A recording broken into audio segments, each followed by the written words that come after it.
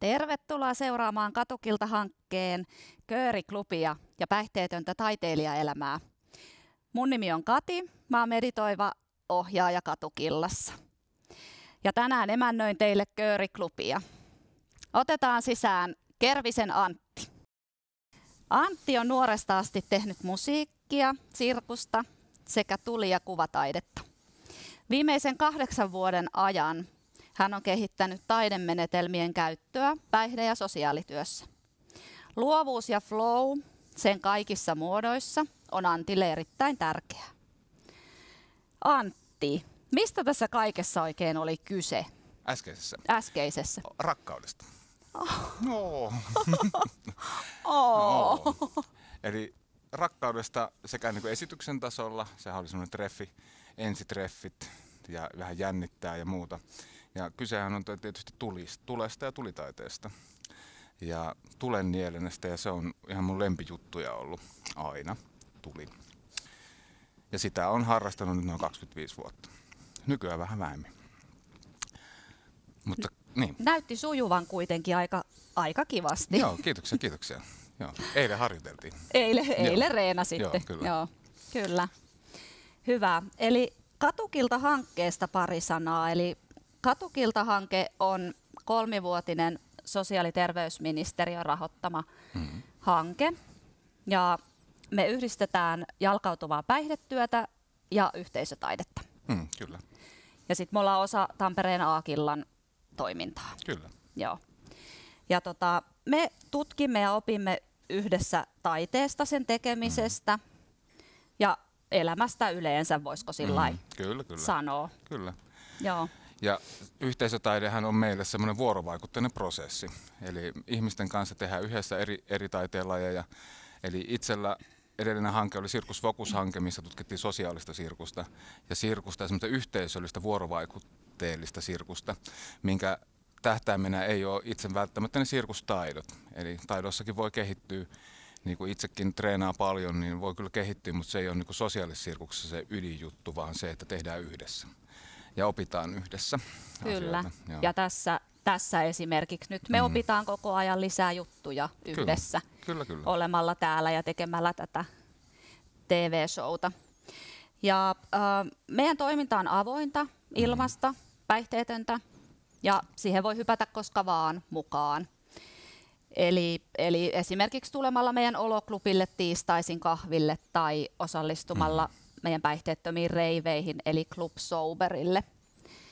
Ja kööri sitten taas on yhteisö meistä kaikista osallistujista ja ohjaajista koostuva. Kyllä. Me ollaan tasavertaisia. Joo. Eli meillä, kun tulee mukaan, niin meillä ei ole sellaista niin kuin valta-asetelmaa. Eli me ollaan kaikki tasavertaisia, yhdessä opitaan toisiltamme, kuunnellaan ja sitten mahdollistaa myös ihmisten unelmia ja omia unelmia. Ja monestikin ihmiset tulee, niin saattaa olla joku idea, että haluaisin tutustua vaikka niin kuin musiikin tekemiseen tai biisin tekemiseen, niin sitten me lähdetään itse tutkimaan sitä asiaa. Että jos meillä ei ole osaamista, niin sitten yhdessä opiskellaan se asia. Tai etsitään sellaisia ihmisiä mukaan toimintaan, jotka pystyy sitten toimimaan niin sanotusti mestareina meille. Ja me käytetään tätä mestarikisälli-ajatusta, vaikka meillä ei sinänsä ole mestareita, vaan me kaikki, ja mestariajatuksella siinä mielessä kaikki ollaan alussa koko ajan ja opitaan uutta. Kyllä. Ja nyt kannattaa pysyä kööriklubin mukana, niin selviää, että mitä täällä vielä tapahtuu. Ja otetaan seuraavaksi sisään Rea. Tervetuloa. Taiteilija nimeltään Metsänhaltija on harrastanut nuoresta asti musiikkia ja tällä hetkellä soitat kitaraa, rumpuja ja laulat. Ja muutaman vuoden ajan olet tehnyt myös metsänhaltijana konemusiikkia. Tervetuloa vielä ja halusin kysyä sulta, kun sä oot monessa Katukillan ja köörin toiminnossa ollut mukana, että millaisia asioita sä oot saanut tästä toiminnasta itsellesi? Mä oon saanut paljon ystäviä, uusia ystäviä ja sekä niin kuin olen päässyt toimintaan mukaan, eli olen saanut arkeeni kaikenlaista sisältöä ja olen päässyt katua bändiin mukaan sekin oli hauska juttu, että tulin ensin viime vuonna ekoihin päihteettömiin reiveihin soittamaan DJ:nä ja sitten sen jälkeen pyydettiin vähän niin kuin jammailemaan mukaan ja sitten yhtäkkiä sanotaan, että hei, me ollaan nyt bändi ja nyt meillä on tulossa keikka 1,5 kuukauden päästä ja mä olin vaan, että I'm all in, totta kai. Joo, ja kitaraa soitan Katuassa ja ollut ihan mieletön matka, että en voisi kuvitella elämääni ilman nyt tätä kööriä tai Katukillan porukkaa. Että nämä on niin kuin, että joka tiistaikin haluan tulla aina Oloklubille, koska on niin hyviä tyyppejä ja mahtavaa meininkiä. Ja ihana kun oot siellä meidän kanssa ja oot nyt täällä tänään meidän kanssa. Joo. Kööriklubilla sitten. Kyllä, tämä on ollut kyllä niin mieletön matka ja kiitän niin kuin Katukilta ja Artelia niin kuin kaikista menneistä asioista ja tulevista asioista, mitä voi tulla. Kiitos. Otetaan seuraavaksi sisään seuraava vieras. Hekkalan Marja, tervetuloa. Marja Hekkala on sosiaalityöntekijä, farmaseutti, sosiaalityön tutkija. Erityisenä kiinnostuksen kohteena osallisuus ja osallisuustyö. Työskentelee parhaillaan Koronayhteiskunnan marginaaleissa hankkeessa, jossa toteuttaa toimintatutkimusta avoimessa olohuoneessa eli kynnyksettömässä palvelupisteessä Lissu Social Clubissa Porissa. Tervetuloa vielä, Marja. Kiitos. Ja mä haluaisin kysyä sulta, että miksi osallisuus on sulle nimenomaan kiinnostavaa? No mä ajattelen, että osallisuus on aivan välttämätön niin kuin hyvinvoinnin osatekijä. Et jos ei ole osallisuuden kokemusta tai toimintaa tai resursseihin pääsyä, niin ei voi sillä tavalla kukoistaa ihmisenä ja voida oikeasti hyvin. Tosi mielenkiintoista. Joo. Me käytännössä koitetaan sitä osallisuutta tuoda ja varmaan tuodaankin tai ainakin palautteesta päätellen ja on tosi kiva, kun oot meidän seurassa tänään. Joo. Kiitos. Seuraavaksi me päästään katsomaan visuaalista musavideota. Toivotetaan tervetulleeksi Simu.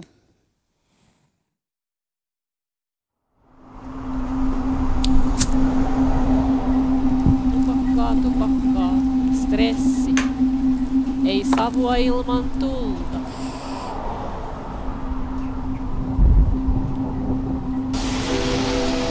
Läksin baariin vesisateessa, tein henkistä harjoitusta. Ajattelin viettää siellä aikaa ilman aikomusta juoda.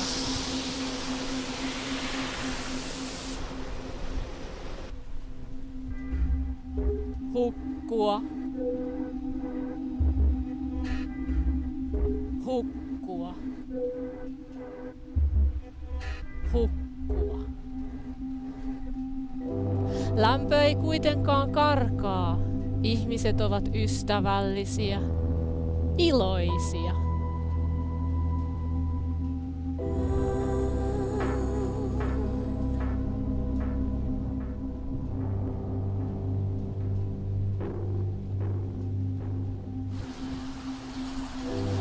Voi mikä pohjaton kaivo olenkaan ollut, kuinka paljon on kurkustani alas valunut.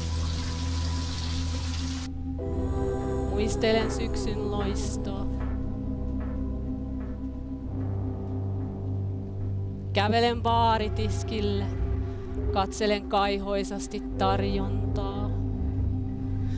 Mutta terveisiä vaan, herra baarimestari. Korkki on nyt kiinni.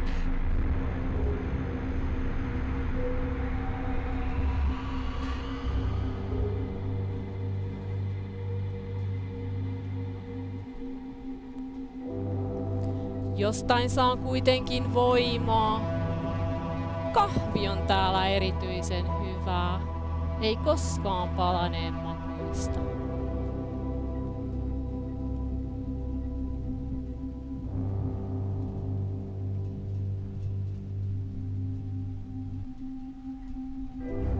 Muistelen kesää.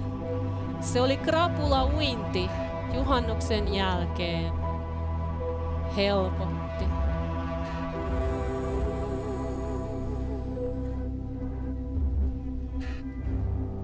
Jouduin luopumaan kaikesta.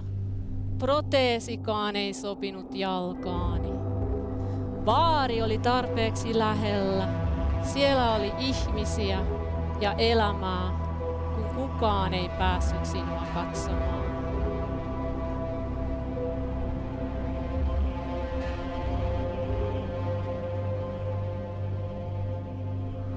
Se oli muutoksen tuuli, joka puhalsi jo kesällä. Nyt tarkkailen ja lumoudun uudesta olohuoneestani.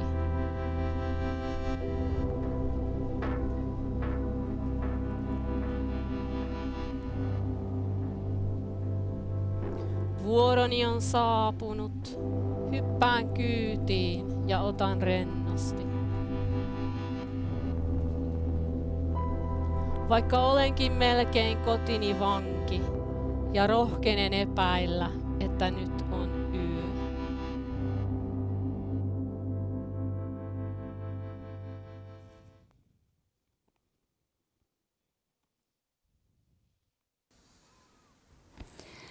Ja otetaan Sirkka-Liisa Saaristo tänne meidän kanssa. Sirkka-Liisa Saaristo, Siru, taiteellinen moniosaaja. Valmistaa sisustuslasitöitä sivutoimisesti nimellä Lasin Sirun. Tuottaa musiikkia itsenäisesti taiteilijan nimellä Simu. Siru on tehnyt paljon vertaistuki- ja kokemusasiantuntijatyötä, tällä hetkellä kuitenkin enemmän taidetta. Lämpimästi tervetuloa. Kiitos, kiitos. Ja kiitos ihanasta spoken word-taiteesta, mitä tuossa äsken meille esitit. No se oli nyt semmoinen ulos tuli ja näin se sitten tuli loppujen lopuksi esityksen muotoon. Jep. Haluaisitko sä kertoa siitä vähän lisää, että miten se niin kuin on syntynyt tai siitä prosessista? No, aloitin tekemään musiikkia motivoituneena, kun teen myös tulitaidetta, niin musiikkia esityksiä varten. Ja sitten oli vaikea kausi ja sain sitten samalla ulostuotua tällaista henkilökohtaista prosessia. Ja siitä syntyikin jotain ihan muuta sitten, kun tuli esitykseen musiikkia, että sitten tein vielä videonkin ja se oli tosiaan kuukauden mittainen jakso, henkinen harjoitus, että mitä vietiin sitten baarissa aikaa juomatta ja onnistuin siinä ja lopputuloksena nyt tänä päivänä projektista on jo aikaa, niin olen täysin raitis. Ja tupakankin olen lopettanut, että sain sen sitten monen yrittämisen kautta myös lopetettua. Mahtavaa. Kiitos kun jaoit ton ihanan taiteen meidän kanssa. Sitten seuraavaksi otetaan vielä viimeinen, mutta ei vähäisin vieras Sakari tänne meidän kanssa. Sakari taiteilija nimeltään Don Miettinen. Nuorena tykännyt erilaisista musiikkityyleistä ja haaveillut pienenä jo olevansa laulaja tai biisintekijä tai jonkun sortin taiteilija. Sakari on toiminut DJ DSM:nä 6 vuotta ja musiikin tuottajana 4 vuotta. Ja hän on pitkään myös harrastanut valokuvausta. Tervetuloa. Kiitos. Ja kysymys Sakelle, että mitä katukilta on antanut sinulle? No siis se on antanut aika paljonkin, mutta se mitä nyt enimmäkseen mielelläni kodin ja semmoisen ympäristön kasvaa ja ehkä myös, tai ehkä siis todellakin antanut niin kuin mahdollisuuden työskennellä eri tyyppisten ihmisten kanssa ja niin kuin tutustuu nimenomaan taiteeseen ja siitä mä oon tykännyt, koska taide on itsellekin semmoinen niin kuin iso työkalu, niin se on niin kuin hyvä, että täällä sitä pystyy niin kuin toteuttaa nimenomaan. Esim. Niin kuin Club Soberissa on ollut hyvinkin suuri mahdollisuus tehdä sitä, niin kuin mistä tykkää, eli TJ-hommista. Ja sen kautta niin kuin sitten nimenomaan opettaa ja antaa sitä omaa osaamista eteenpäin. Että se on niin kuin, mistä mä oon tykännyt, että on saanut mahdollisuuden jakaa sitä omaa kokemusta, mutta se miten on itse pystynyt työskennellä taiteen parissa. siis ihan mahtavaa, että olet löytänyt tänne kotiin meidän seuraan. Niin että siis mulla on ollut semmoinen tunne, että meillä on se hyvä tiivis tunnelma semmoinen, että harvalla on niin suuri mahdollisuus siinä. Harvalla oikeasti silleen niin kuin työympäristössä kuin, niin kuin puheen. Samaa mieltä. Juontaja liikuttuu. Ihanaa. Hei, mahtavaa, kun olette tullut kaikki tänne näin ja ollaan tultu ja päästy tänne. Ja, ihan ensin, niin miten te olette tullut tänne Katukiltaan? Voisitteko te kertoa vähän, että mitä erilaisia reittejä tänne meidän kööriklubille nyt tänään niin teillä on ollut? No mä oon somen kautta, niin kuin aikaisemminkin vähän tuossa mainitsin, että TikTokin kautta selasin vain randomisti videoita ja sieltä sitten tuli video, missä muistaakseni olitte sinä ja Annika siinä videolla ja olitte siinä puhumassa näistä ekoista Club Sober-reiveistä ja sitä kautta sitten löysin tieni sinne teidän porukkaan. Tunsin saman tien, että niinku tänne mun piti aina niinku päästä, että se on se, niinku se juttu. Ihana, kun oot löytänyt tiesi tänne meille. Ja oot soittanut nyt sitten jo 3 vai 2 reiveissä meillä Club Soberissa. 3 reiveissä, joo. Kyllä. Ja seuraavat vappuna sitten, ennen vappua. Joo, vappuna on sitten seuraavat Club Soberit sielläkin sitten tanssahtelemassa. Jep, mahtavaa. Mites muut? Miten tie on vienyt Katukiltaan? No, mulla tosiaan sen tulitaiteen kautta, että tämä meidän Antti Kervinen otti kokouksessa puheeksi tämmöisen Circus Focus-hankkeen vertaistukiohjaajan koulutuksen, johon sitten lähdin mukaan ja valmistuin sitten sosiaalisen sirkuksen jokeriksi. Ja enpä ole lähdössä näistä toiminnoista pois. Mahtavaa. Ja eli sä olit Katukilta-hankkeen edeltävässä hankkeessa Sirkusfokuksessa olit myös mukana. Aivan. Joo, mahtavaa, kun olet meidän messissä vieläkin. Mites vielä sitten? No siis minähän löysin itteni oikeastaan sen kautta, kun tekin laitoitte silloin, tai oikeastaan mä tulin tutun kautta, tulin teille siihen live-klubiin ja siellä mä soitin sitten, olikohan siitä nyt reilu puolisen vuotta vähän päällekin, oikeastaan vähän päällekin. Niin siellä mä vedin sitten ihan kirkossa ensimmäiset keikan siellä. Ja sitten siitähän laittoi sitten Annika ja viestiä taas olla, että haippa tänne hommiin. Nyt ollaan sitten tässä oltu puolisen vuotta vähän päälle nyt teidän mukana ja en kyllä kadukkaa sitä, että tämä on ollut niinku hyvin oikeastaan kannustava porukka siihenkin omaa päihteettömyyden elämän tapaa. Niin kyllä vieläkin jatkan ilomielin tässä kelkassa. Kiitos, Sakke.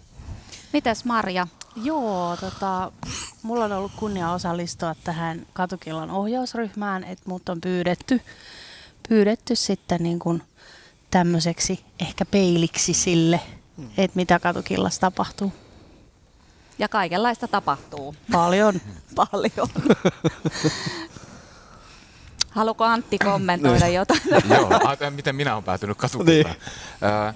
No, edellinen hanke tosiaan, että Killassa ollaan niin kuin taidetoimintaa ja taidelähtöisiä asioita tutkittu tuossa viimeiset vuodet, eli 2017 vuodesta haettiin sitten Circus Focus-hanke, mikä oli edellinen tosiaan, ja sitten kun se hanke päättyi, niin me haettiin sitten tätä Katukilta, tehtiin hakemus tähän Katukilta-hankkeeseen, ja jotenkin mä hassua ajatella, että päätyy, tää on elämää, tää on ihanaa, tää on prosessi, ja kaikki tässä niin kuin osalliset, niin tämä muuttuu koko ajan. Ja musta on ihan mahtava Sakke kuulla ja teen kaikkien kommentit, että sitähän tämä on meille kaikille. Tämä on jotenkin sellainen matka, mikä on ihan äärimmäisen monipolvinen ja syvenen, että nyt me ollaan täällä tekemässä TV-ohjelmaa ja mitä sitten ensi viikolla ollaankaan tekemässä, että sitä ei tiedä. Kyllä. Olisiko se Suomen Hollywood seuraava? Suomen Hollywood on seuraava, joo. Ruvetaan tekemään elokuvia, kyllä. TV-sarjoja ja elokuvia, joo. No miten sitten, tuosta jo vähän ehkä liipattiinkin aihetta, että mitä se yhdessä tekeminen tai semmoinen niin kuin yhteisöllisyys, niin mitä se teille merkkaa? No mä ajattelen sitä silleen, että siinä nimenomaan kun tullaan yhteen, tullaan samaan paikkaan, voi olla vaikka etänäkin, mutta tullaan saman asian äärelle, niin siinä ei välttämättä tarvi just keskittyä niihin omiin asioihin ja ehkä niihin ongelmiin. Että sitten mennään tekemään jotain yhdessä, olemaan yhdessä ja luomaan jotakin yhdessä, vaikuttamaan johonkin kiinnostavaan asiaan yhdessä. Eli se tavallaan se samaan aikaan, kun tulee itse näkyväksi siinä, että osallistuu, niin samalla menee vähän niin kuin varjoon se oma elämä. Onko tämä ymmärrettävää? Joo. Joo. Siis on. Niin. on. Ja sekin, että niinku kokee kuuluvansa yhteisöön silleen, että se on vähän niin kuin sanomattakin selvää, että on se tunnelma siinä, että kokee, että jes, tämä on yhteisö, mihin niinku kuuluu mukaan. Se on hirmu tärkeää. Niin, ja se mitä mä tykkään, niin on se, että otetaan huomioon kaikkien omat tarpeet ja semmoinen, niin kuin, että ei ketään jätetä ulkopuolelle. Että se on semmoista, niin kuin, miten se voisi sanoa, tiimityöskentelyä. Oli se tausta mikä hyvänsä. Niin se, että sillä hetkellä kun ollaan siinä itse tekemisessä, niin se on vähän kun sulkeutuu se kaikki muu, se ulkopuolinen. Niin se on niin kuin hyvä, että on, miten se voisi sanoa, semmoinen niin kuin siis semmoinen pysähtymis, niin sanottu satama, mihin voi niin kuin vaan tulla. Ja sitten kun on sen hetkellisen prosessin käynyt siinä, niin on ehkä avartunut tai muuten vastaavaa. Niin. Ja ei ole yksin niiden ongelmiensa kanssa esimerkiksi. Että on tämmöinen yhteisö, joka tukee sitten erilaisilla tavoilla sua siinä. Niinpä. Sepä. Mites kun mehän Katukillassa meillä on se taide on niinku, ja se yhdessä tekeminen on se juttu, niin millaisena te näette sen luovuuden ja ilon ja taiteen niin merkityksen teidän elämässä?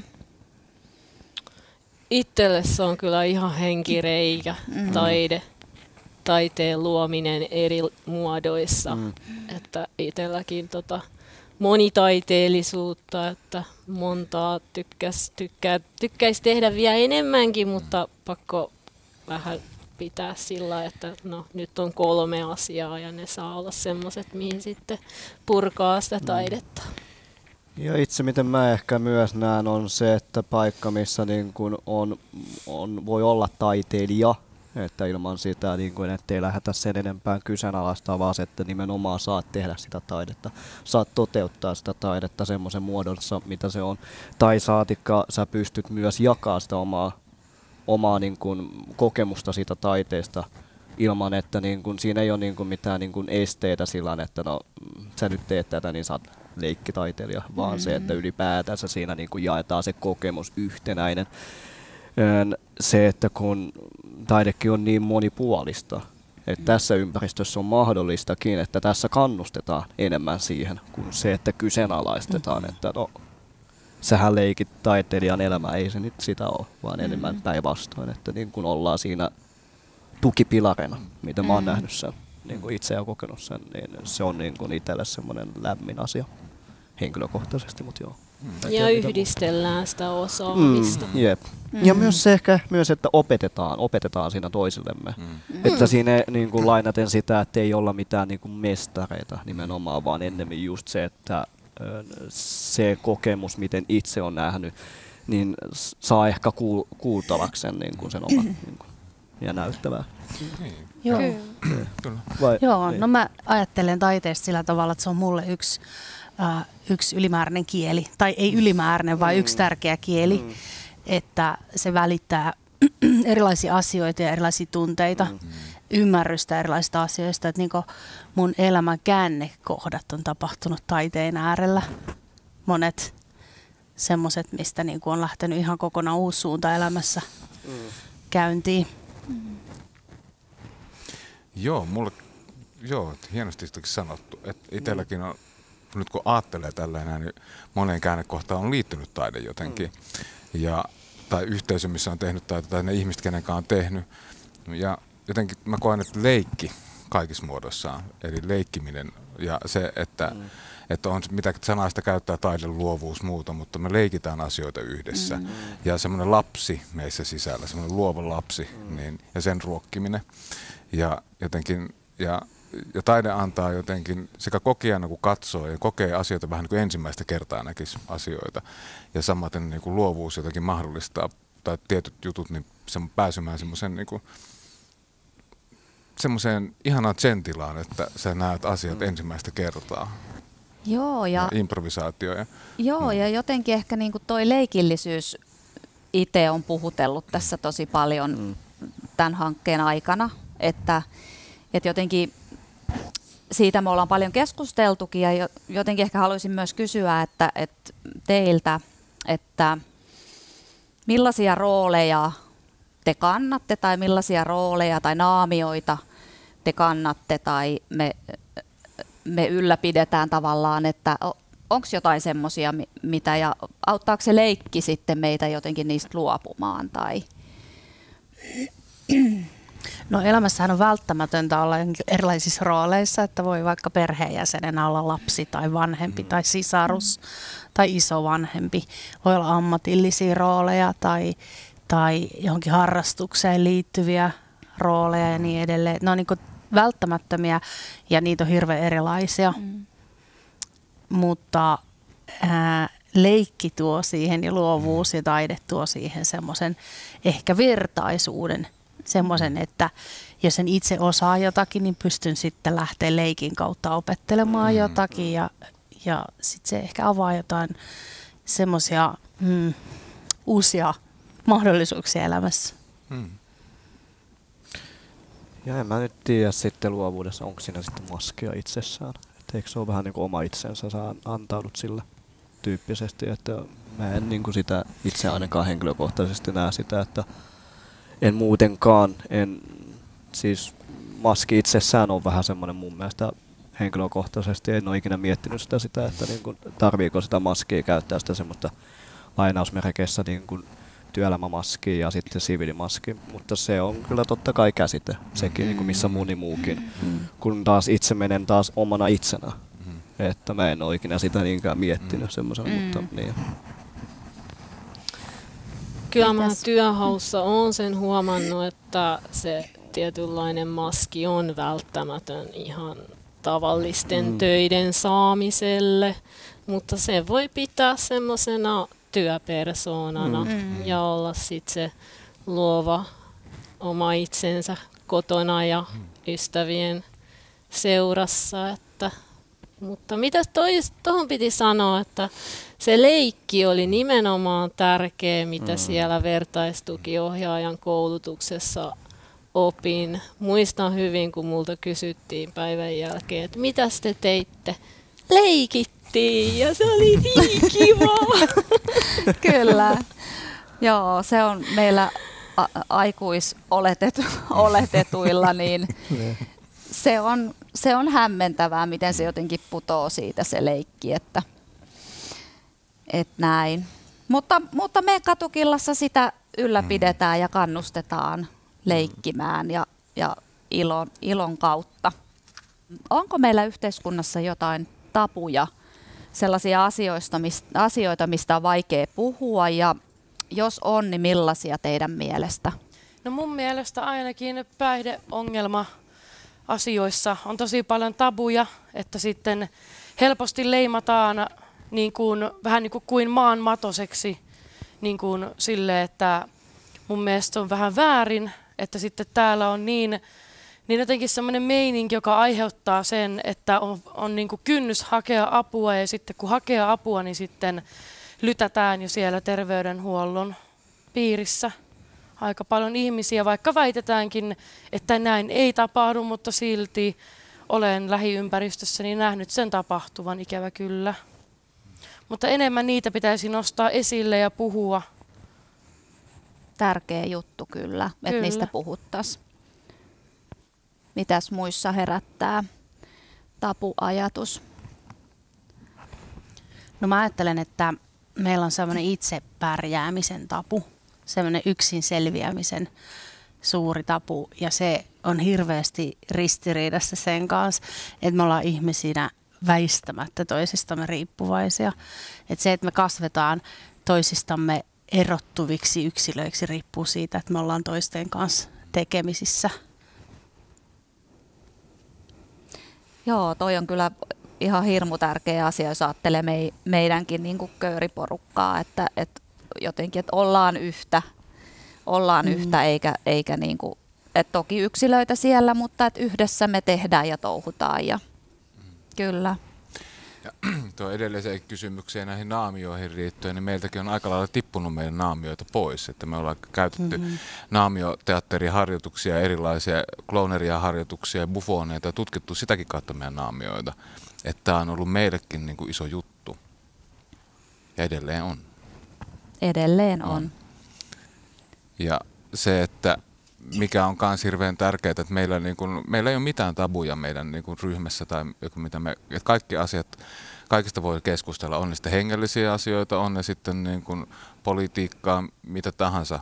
Että meidän järjestöhän on uskonnollisesti ja poliittisesti sitoutumaton, mutta jotenkin meillä on onnistuttu luomaan sellainen ilmapiiri, että kaikista asioista voi puhua ja käsitellä niitä taiteen keinoin tai sitten sanallisesti. Kyllä. Mites Sakke? Mitä ajatuksia tabuista?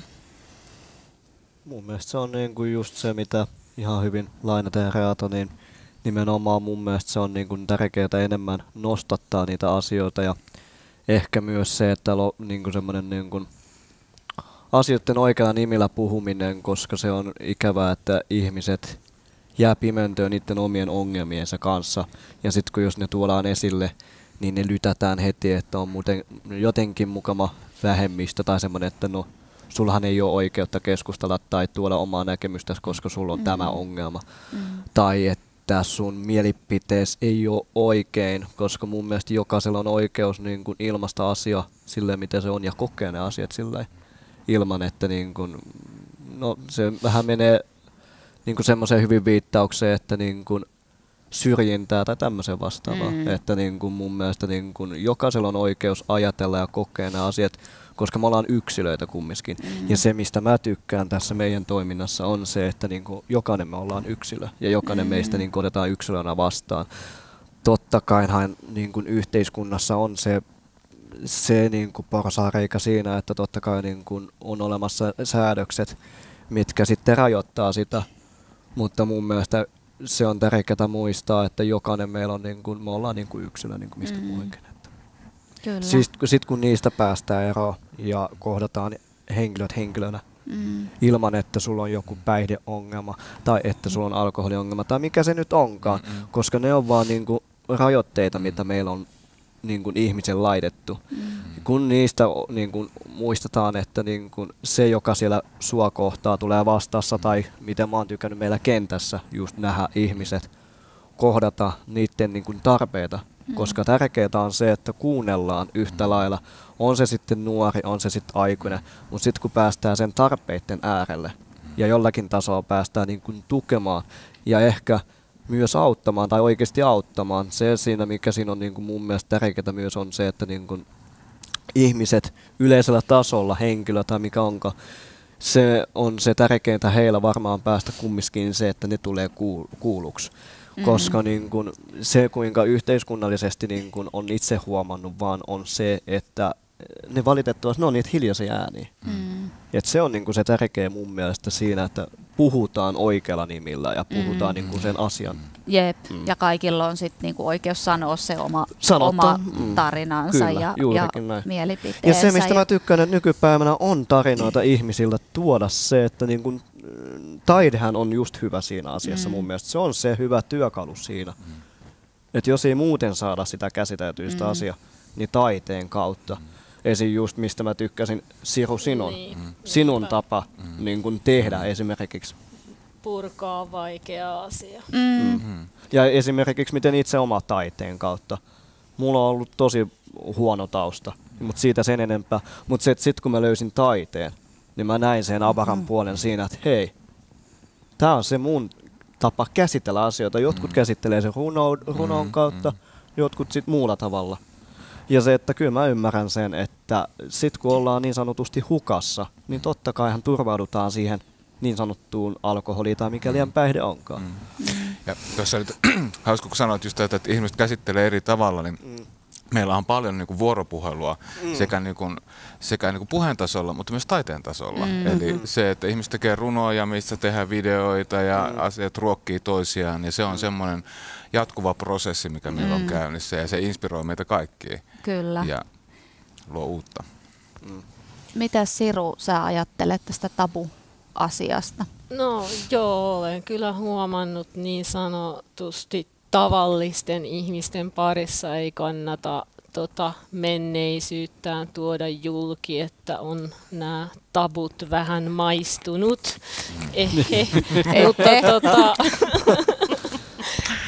siis se avoimuus, mikä ihmisillä pitäisi olla ilman sitä stereotypiaa, että kun mä esimerkiksi pystyn, että jos on joku, joka käyttää vaikka vahvasti päihteitä, niin hänellä voi silti olla hyvinkin mielenkiintoisia filosofioita, mielipiteitä, sellaista tietoa, mistä sä et ole ikinä kuullutkaan. Aina voi oppia, siis että ei mitenkään pidä pitää vähempi arvoisena sen takia, että jollain tämmöinen ongelma on. Kiitos. Kiitos tosi paljon teille kaikille, että olette tullut ja tulitte keskustelemaan. Ja kiitos myös taide-elämyksistä, mitä saatiin tuossa nähdä. Ja nyt me voitaisiin oikeastaan mennä katsomaan vähän, että mitä täältä löytyy. Terve!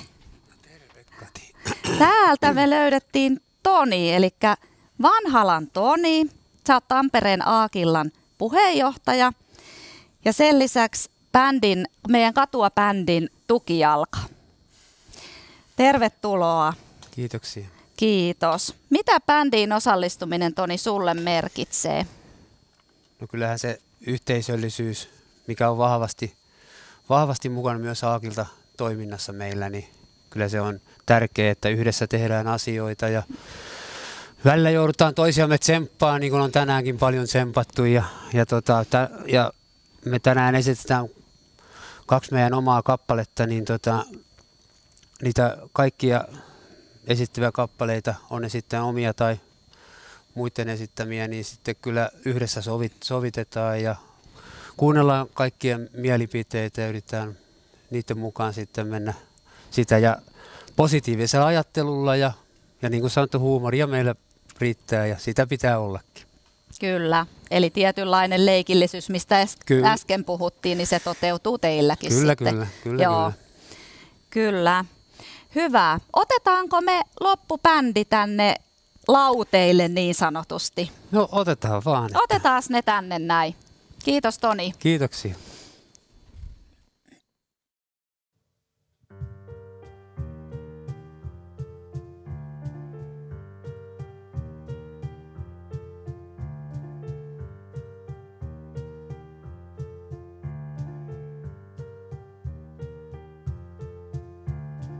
Piilosta leikitään valojen kaa. Mustakin on yksi väreistä vaan. Ennen sadut oli satuja vaan. Todesta en enää osaa erottaa. Tiedätkö mistä löydän ihmemaan? Otatko kädestä kiinni? Pelottaa.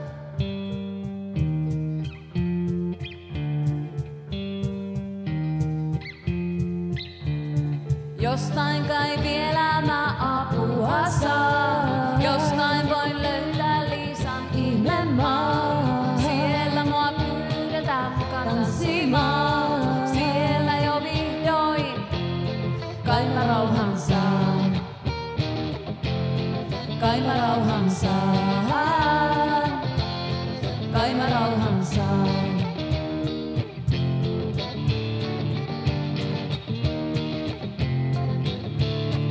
Jos sun todellisuus ois aivan kuin tää, Saattaisi herkempää alkaa jännittää. Liskoille terrario koti on. Ne teki mun päästäni terrarion. Tiedätkö mistä löydän ihme maan? Otatko kädestä kiinni? Pelottaa.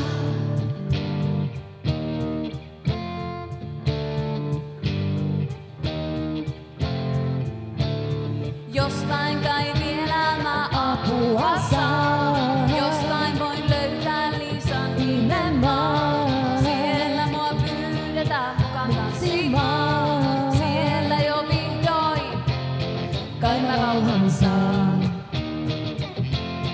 Kai mä rauhan saan. Kai mä rauhan saan.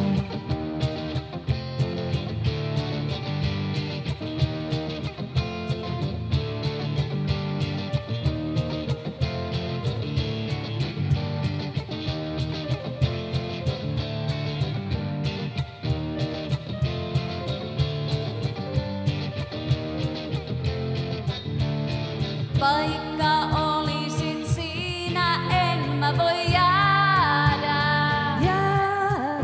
Se mitä kaivannut on, ei löydy maan päältä. Jostain kai vielä mä apua saan. Jostain voin löytää Liisan ihmemaan. Siellä mua pyydetään mukaan tanssimaan. Siellä jo vihdoin kai mä rauhan saan. Kai mä rauhan saan. Kai mä rauhan saan. Äiti, jostain kai vielä mä apua saan. Jostain voin löytää Liisan ihmemaan. Siellä mua pyydetään mukaan tanssimaan. Siellä kai vihdoin mun pedot tapetaan. Mun pedot tapetaan. Mun pedot tapetaan. Mun pedot tapetaan. Mun pedot tapetaan.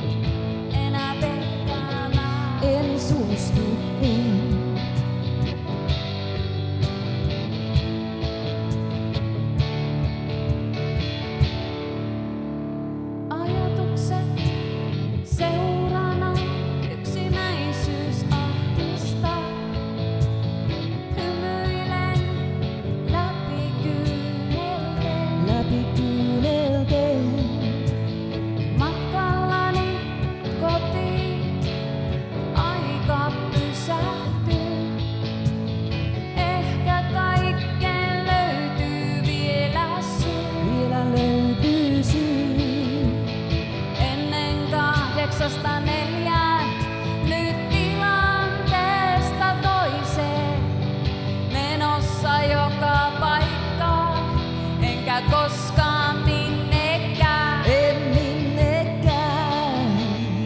On matkalla kotiin, vastassa ei kai ketään. Ei ketään. Rakastin sua, mutta en enää. En enää, en. On matkalla kotiin, Tai en minnekään juhliin tai sotiin.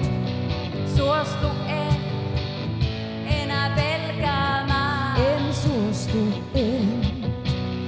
On matkalla kotiin, vastassa ei kai ketään. Ei ketään. Rakastin sua, mutta en enää. En enää, en. On matkalla kotiin, Tai en minnekään juhliin tai sotiin. suostu en enää pelkäämään. En pelkää, en.